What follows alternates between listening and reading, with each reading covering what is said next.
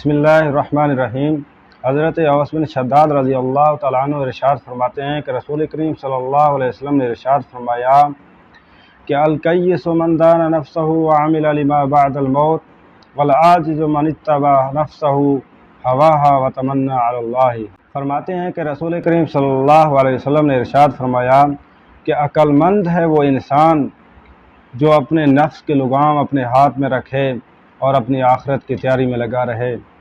اور نادان ہے وہ انسان جس نے اپنے نفس کی تابعداری کی، خواہشات کی تابعداری کی اور اللہ رب العزت پر امیدیں باندھتا رہا۔ حضرات گرامی، دنیا کا نظام تو یہ ہے کہ یہاں پر جو شخص اپنے نفس کا غلام بنتا رہے اور جس طریقے سے دونوں ہاتھوں سے دنیا کو سمیٹتا جائے، پیسہ بناتا جائے، بلڈنگیں بناتا جائے، دنیا میں نام کماتا جائے اور حلال حرام کی تمیز کیے بغیر جس طرح سے ہی ممکن ہو وہ دنیا میں مال و دولت جمع کرتا رہے، دنیاوی اعتبار سے اس کو عقل مند کہا جاتا ہے۔ لیکن رب ذوالجلال کے محبوب نبی حضرت محمد مصطفیٰ صلی اللہ علیہ وسلم نے عقل مندی اور نادانی کے معیار کو اور طریقے سے رکھا ہے۔ فرمایا کہ عقل مند انسان وہ ہے جو اپنے نفس کی غلامی نہ کرے بلکہ رب ذوالجلال کی غلامی کرے اور اپنے آخرت کی تیاری میں لگا رہے۔ اور ظاہر بات ہے، حقیقت میں عقل مند انسان وہ ہے جو اس دنیا میں رب ذوالجلال کے احکام کی فرما برداری کر کے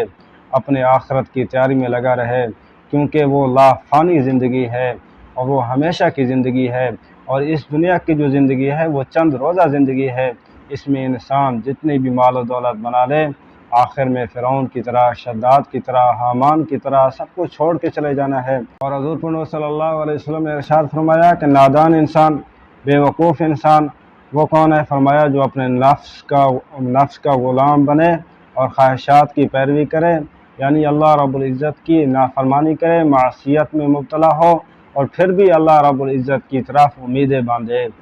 یہ حدیث ان لوگوں کے لیے خاص جواب ہے جو اللہ رب العزت کی نافرمانی بھی کرتے ہیں، معصیت بھی کرتے ہیں، پھر بھی کہتے ہیں اللہ رب العزت غفور و رحیم ہے، معاف کرنے والا ہے۔ تو رسول کریم صلی اللہ علیہ وسلم نے فرمایا کہ اس طرح کہ اللہ کی نافرمانی کر کے کہنا کہ اللہ تعالی غفور و رحیم ہے، یہ شیطان کا دھوکہ ہے، نفس کا دھوکہ ہے۔ اصل میں جو محمود امید ہے، جو جس امید پر نیکی ہے، جس امید پر ثواب ہے، جو امید اللہ تعالیٰ کو مطلوب ہے اپنی طرف سے، وہ یہ ہے کہ انسان معصیت سے پرہیز کرے، گناہوں سے پرہیز کرے، اللہ رب العزت کی نافرمانی سے پرہیز کر کے رب ذوالجلال کی اطاعت میں لگا رہے اور اس کے بعد اللہ تعالیٰ سے امید رکھے، تو اس امید کو محمود قرار دیا گیا ہے۔